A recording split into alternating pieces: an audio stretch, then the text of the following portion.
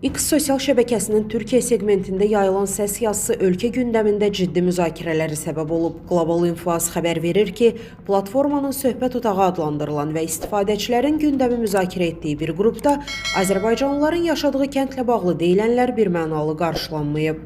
Kürdlərdən ibarət qrupda Kurd istifadəçi adı ilə qoşulan Erhan adlı şəxs Qars vilayətinin Diqor rayonunda Azərbaycanlıları yaşadıkları kənddən çıxarmaq üçün bəzi yollara əl atdıqlarını söyləyib.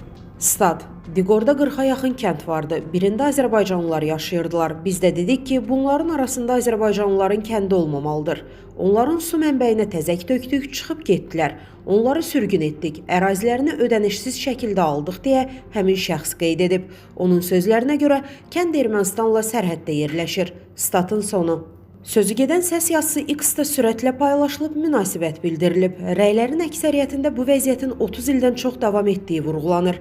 Bəziləri Türkiyənin şərq bölgəsindəki türk kəndlərində vəziyyətin uzun illərdir gərgin olduğunu, Azərbaycanlılar da daxil olmaqla bir çox türklərin kürdlər tərəfindən təhdid edildiyini qeyd ediblər. Hətta sırf bu məsələlərə görə ailəsi ilə birlikdə digər bölgələrə köçdüklərini deyənlər də var. Bir qism sözü gedən şəxsin iddialarının doğru olmadığını desə də, çoxu şərq bölgəsindən türklərin bu səbəbdən digər vilayətlərə köç etdiyini, kürdlərin onlardan qalan əraziləri ələ keçirdiyini və burada çoxaldığını yazır.